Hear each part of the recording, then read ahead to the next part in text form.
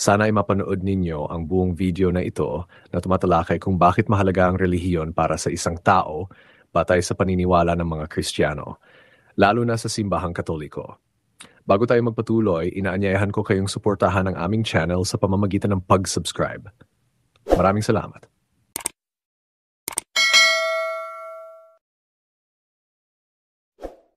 Sa bawat isa sa mga paksa na ito, ipapaliwanag natin ang katayuan ng relihiyon sa buhay ng mga Katoliko at ang mga dahilan kung bakit itinuturing ito ng simbahang Katoliko bilang mahalaga. 1. Ang kalikasan ng relihiyon. Ayon sa simbahang Katoliko. Ayon sa turo ng simbahang Katoliko, ang relihiyon ay isang tugon ng tao sa tawag ng Diyos. Sa simula pa lamang ng kasaysayan, laging nagnanais ang tao na makipag-ugnayan sa isang mas mataas na kapangyarihan o Diyos bilang pagkilala sa kanyang pagiging nilalang at sa kanyang pangangailangan para sa gabay, pag-asa at kaligtasan. Sa tradisyong Katoliko, itinuturo na ang Diyos ay naghayag ng kanyang sarili sa tao sa pamamagitan ng banal na kasulatan, mga propeta, at higit sa lahat sa pamamagitan ng kanyang anak na si Jesus Cristo.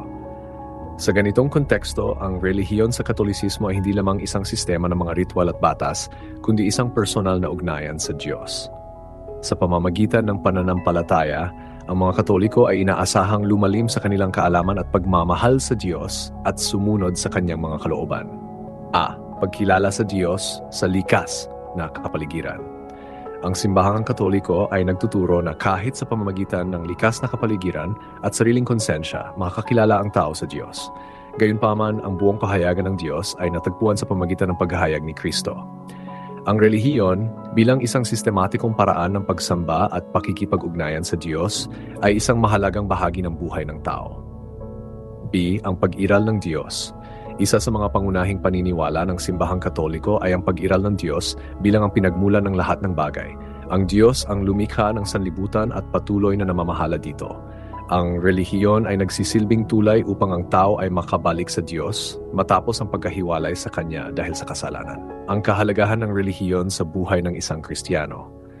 Sa pananampalatayang Katoliko, ang relihiyon ay hindi optional bagkus ito ay isang mahalagang bahagi ng buhay ng isang mananampalataya. Nakikita ito sa pamamagitan ng mga sakramento, partikular na ang binyag, kumpil at Eucharistia na nagiging pangunahing paraan upang ang biyaya ng Diyos ay makarating sa tao. Ang binyag, pagsisimula ng buhay sa simbahan. Sa pamamagitan ng sakramento ng binyag, ang tao ay tinatanggap sa simbahan at nagiging bahagi ng katawan ni Kristo. Ang binyag ay isang mahalagang sakramento sapagkat dito nagsisimula ang bagong buhay sa pananampalataya. Ipinapakita ng binyag ang kahalagahan ng relihiyon sa pagbibigay ng bagong direksyon at layunin sa buhay. Ang kumpil, pagpapatibay ng pananampalataya. Sa kumpil, ang isang Katoliko ay tinatanggap ang banal na espiritu sa isang mas malalim na paraan upang maging mas matatag sa kanyang pananampalataya. Ipinapakita nito na ang relihiyon ay hindi lamang isang seremonya kundi isang patuloy na proseso ng paglago at pag-unlad sa buhay espiritual. C. Eucharistia, ang sentro ng relihiyosong buhay.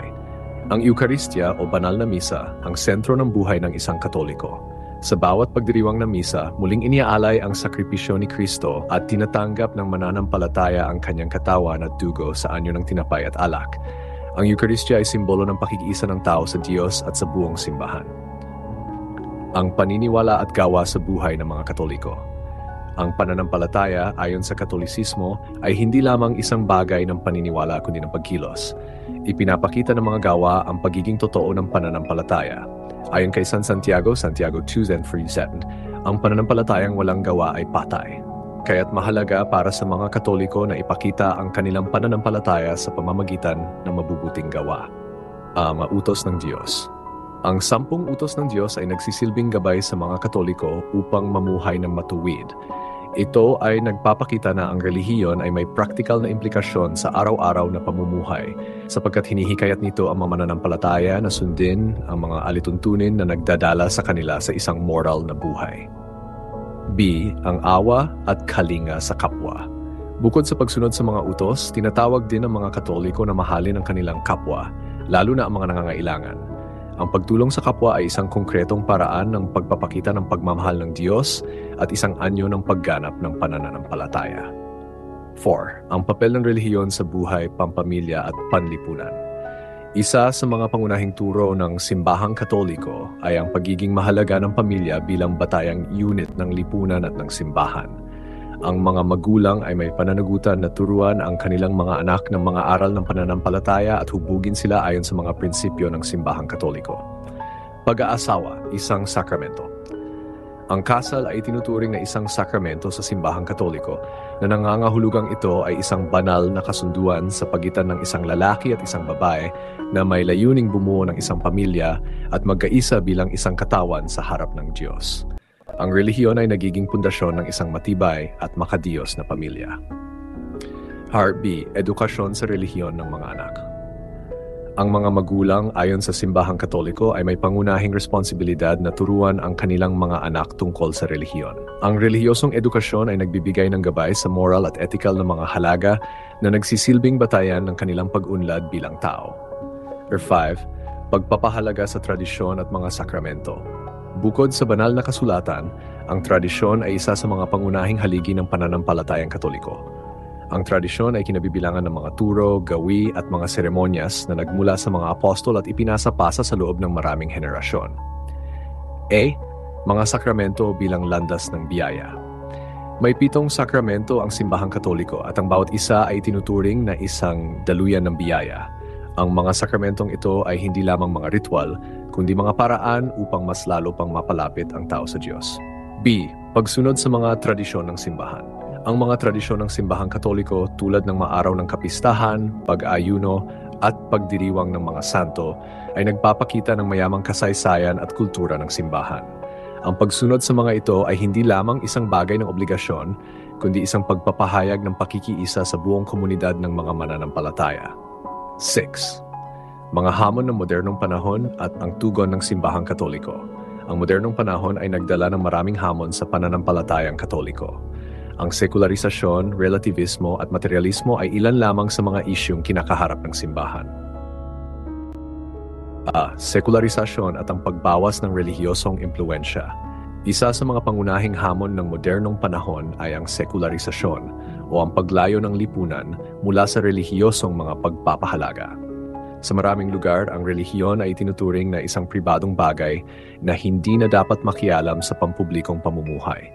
Ito ay nagdudulot ng kalituhan sa moralidad at sa paghubog ng mga bagong henerasyon na nagiging mas sentro ang sarili kaysa sa Diyos.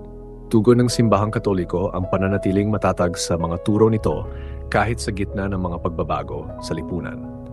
Patuloy nitong ipinapaala ang pangangailangan ng Diyos sa bawat aspeto ng buhay ng tao, mula sa pampamilya, personal hanggang sa pampulitikang larangan.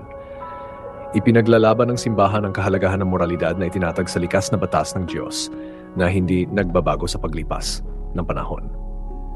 B. Relativismo at pagkabura ng objetibong katotohanan. Ang relativismo o ang paniniwalang walang objetibong katotohanan at lahat ng pananaw ay tama depende sa taong nag-iisip ay isa pang hamon sa relihiyon. Pinahina nito ang mga absolutong moralidad at ipinapalagay na ang bawat isa ay may kani-kaniyang bersyon ng katotohanan. Ang simbahang Katoliko, sa kabila ng paglaganap ng relativismo, ay nananatiling matatag sa pagtuturo na mayroong objetibong katotohanan ang Diyos at ang kanyang mga turo.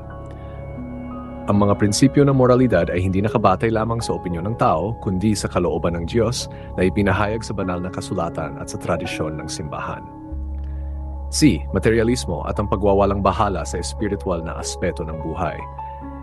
Isa pang hamon ng modernong panahon ay ang materialismo, kung saan higit na pinahahalagahan ng mga tao ang mga bagay na makikita, tulad ng pera, kapangyarihan at kasikatan, kaysa sa espiritual na aspeto ng buhay.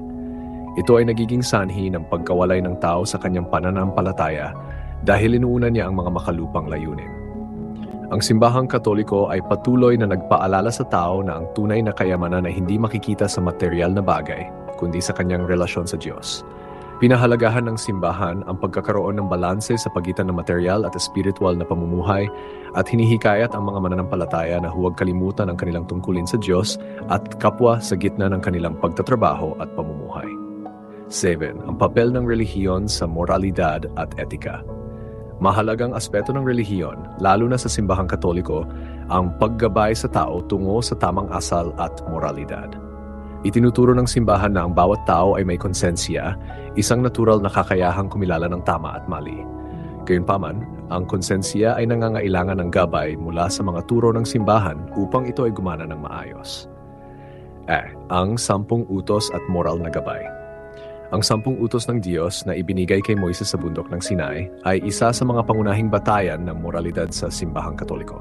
Ang mga ito ay hindi lamang mga simpleng utos, kundi mga prinsipyo na gumagabay sa bawat aspeto ng buhay ng tao, mula sa kanyang relasyon sa Diyos hanggang sa kanyang ugnayan sa kapwa. B. Ang kalayaan ng tao at ang responsibilidad na kumilos ng naaayon sa Diyos. Bagaman binigyan ng Diyos ang tao ng kalayaan upang pumili, ipinaalala ng simbahan na ang tunay na kalayaan ay hindi sa paggawa ng kahit anong naisin, kundi sa paggawa ng mabuti. Ang tunay na kalayaan ay makakamtan lamang sa pamumuhay ayon sa mga utos ng Diyos dahil ito ang magdadala ng kapayapaan at kasiyahan sa tao. Ang relihiyon, sa makatuwid, ay nagbibigay ng gabay upang magamit ng tao ang kanyang kalayaan sa tamang paraan.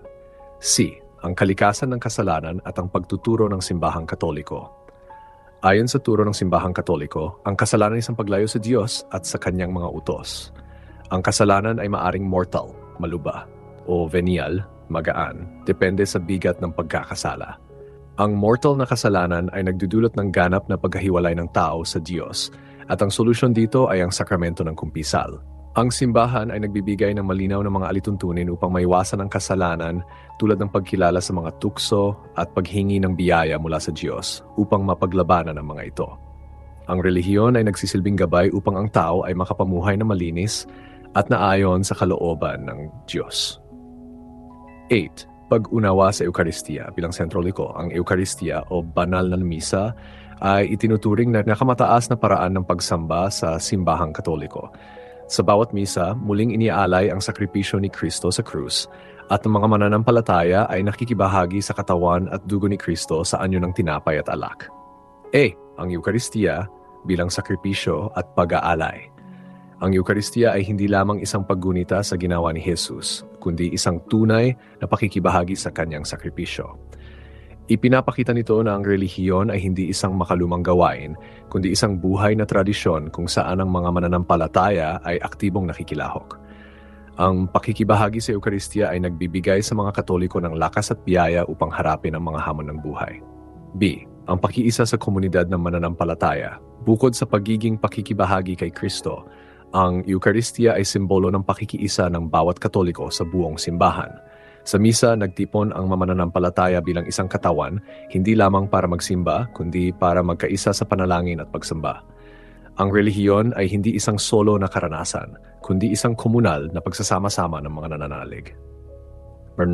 Ang kahalagahan ng relihiyon sa paghubog ng konsensya at kaligtasan. Ang relihiyon ayon sa simbahang Katoliko ay mahalaga sa pagbibigay ng tamang direksyon sa buhay ng tao, lalo na sa paghuhubog ng kanyang konsensya. Ang konsensya ay ang tinig ng Diyos sa loob ng tao na nagtuturo ng tama at mali. Ngunit para maging wasto ang konsensya, kinakailangan ito ng edukasyon at patnubay mula sa turo ng simbahan. Paghubog ng konsensya mahalaga sa isang Katoliko na palaging linangin ang kanyang konsensya upang maiwasan ang maling hatol sa moral na mga issue. Ang mga aral ng simbahan, tulad ng mga kautusan ng Diyos, ay nagiging gabay sa pagpapaunlad ng konsensya na tumutulong sa tao na gawin ang tama sa harap ng tukso. B. Ang landas. Tungo sa kaligtasan. Ang pinakamahalagang layunin ng relihiyon para sa isang Katoliko ay ang kaligtasan ng kanyang kaluluwa. Ang relihiyon ay nagbibigay ng mga paraan upang makamtan ito, tulad ng mga sakramento, panalangin at mabubuting gawa. Sa pamamagitan ng biyaya ng Diyos, na ipapakita ng relihiyon ang landas tungo sa buhay na walang hanggan. 10. Ang ugnayan ng relihiyon at pananampalataya sa pang-araw-araw na buhay ng tao. Sa kabila ng makabagong mga pagsubok, ang relihiyon ay patuloy na nagbibigay ng kahulugan at direksyon sa buhay ng mga Katoliko. Ang pananampalataya ay hindi lamang isang paniniwala sa Diyos, kundi isang aktibong relasyon sa Kanya. Ang relihiyon ay nagbibigay ng mga konkretong pamamaraan kung paano ito isinasabuhay sa pang-araw-araw. Pagdadasal at pagsamba sa araw-araw. Ang relihiyon ay hindi lamang tuwing linggo, kundi araw-araw na ugnayan sa Diyos. Ang pagdarasal, partikular na ang pagsasagawa ng mga debosyon tulad ng rosaryo, ay isang mahalagang aspeto ng pang-araw-araw na pamumuhay ng mga Katoliko. Pagdarasal at pagsamba sa araw-araw, pagpapatuloy. Ang pang-araw-araw na pagdarasal at debosyon ay nagiging tulay ng mga Katoliko upang patuloy na makipag-ugnayan sa Diyos, lalo na sa kanilang mga personal na pangangailangan at suliranin. Ang mga debosyon tulad ng Rosaryo, ang pagsamba sa Santisimo Sakramento, at ang debosyon kay Birheng Maria at mga santo ay nagbibigay ng suporta sa espiritual na pamumuhay at tumutulong sa mga mananampalataya na patuloy na magtiwala sa kalooban ng Diyos. Ang mga ito rin ay nagbibigay aliw at pag-asa sa mga panahong nahaharap sila sa mga pagsubok. B. Ang banal na misa at ang kahalagahan ng lingguhang pagsamba. Ang lingguhang misa, lalo na tuwing linggo, ay mahalaga sa pananampalatayang Katoliko. Ito ay hindi lamang isang obligasyon, kundi isang pribilehiyo na makilahok sa muling pagsasariwa ng sakripisyo ni Kristo sa krus sa pamamagitan ng Eukaristiya. Ang pagdalo sa misa ay nagbibigay daan sa mga mananampalataya na mapalalim ang kanilang pakiisa sa Diyos at sa kapwa Katoliko. Pinapalakas nito ang kanilang pananampalataya at nagbibigay sa kanila ng biyaya upang harapin ang mga hamon ng buhay. Sa misa, ipinagdiriwang din ang salita ng Diyos sa pamamagitan ng pagninilay sa banal na kasulatan at nagiging daan upang ang mananampalataya ay makarinig ng mga turo ng simbahan na patuloy na humuhubog sa kanilang pananampalataya at moralidad. C. Ang pagpapakita ng pananampalataya sa pamamagitan ng aksyon. Bukod sa panalangin at pagsamba, inaasahan ng simbahang Katoliko na ang pananampalataya ng isang tao ay makikita sa kanyang mga gawa. Hindi sapat ang maniwala lamang sa Diyos, kundi kailangan itong isabuhay sa pamamagitan ng pagtulong sa kapwa, pagtatanggol sa mga inaapi, at paggawa ng mga mabubuting bagay. Ang mga prinsipyo ng simbahang Katoliko tulad ng pag-ibig sa kapwa, kapayapaan, hustisya at pagkakapantay-pantay ay dapat makita sa bawat kilos ng isang mananampalataya. D. Ang pamilya. Bilang unang paaralan ng relihiyon, ang pamilya ay tinuturing ng simbahang Katoliko bilang domestic church o ang unang lugar kung saan natutunan ng isang bata ang pananampalataya. Ang mga magulang ay may pangunahing papel sa pagtuturo sa kanilang mga anak ng mga alituntunin ng simbahan at sa paggabay sa kanila tungo sa pamumuhay na makadiyos. Ang mga pagdiriwang ng relihiyosong mga tradisyon sa loob ng pamilya tulad ng pagdarasal bago kumain, pagsama sa misa, at pagsasagawa ng mga debosyon ay mahalagang aspeto ng pagpapalalim ng pananampalataya ng bawat miyembro ng pamilya. E. Ang papel ng edukasyong Katoliko sa paghuhubog ng mga mananampalataya. Ang edukasyong Katoliko mula sa mga paaralang Katoliko hanggang sa mga programa ng catechism ay may malaking papel sa paghubog ng mga kabataan upang maging mga disipulo ni Kristo. Ang mga paaralang Katoliko ay hindi lamang nagtuturo ng mga kaalaman, kundi nagtataguyod din ng mga pagpapahalagang Kristiyano, moralidad at pananampalataya. Ang mga guro at katekista ay nagsisilbing mga gabay upang maipasa ang mga aral ng simbahan sa mga susunod na henerasyon. Paglalagom. Sa kabuuan, ang relihiyon ay may mahalagang papel sa buhay ng mga Katoliko at hindi ito maaring baliwalain sa kanilang paniniwala. Sa pamamagitan ng relihiyon, nakikilala ng tao ang kanyang kalikasan bilang nilalang ng Diyos at ang kanyang tungkulin sa pagsunod sa mga alituntunin na ibinigay sa kanya. Ang relihiyon ay nagbibigay ng patnubay hindi lamang sa personal na pamumuhay, kundi maging sa pakikipag-ugnayan sa kapwa at sa lipunan. Sa modernong panahon, bagaman maraming hamon sa pananampalataya tulad ng sekularisasyon, relativismo at materialismo, patuloy na tumutugon ang simbahang Katoliko sa mga ito sa pamamagitan ng paglinang ng konsensya, pagtatagyod ng moral na prinsipyo at pagbibigay ng landas tungo sa kaligtasan. Ang relihiyon ay nagiging daan upang makilala ng tao ang kanyang tungkulin sa harap ng Diyos, sa kanyang kapwa at sa kanyang sarili na ang layunin ay hindi lamang ang personal na kabutihan, kundi ang kaligtasan ng kaluluwa at ang pagbabalik sa Diyos.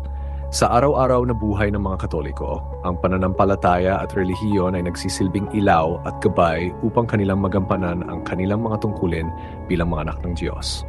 Sa pamamagitan ng mga sakramento, panalangin at mabubuting gawa, nagiging buhay at aktibo ang kanilang pananampalataya na nagdadala sa kanila ng pag-asa at katiyakan ng kaligtasan sa piling ng Diyos.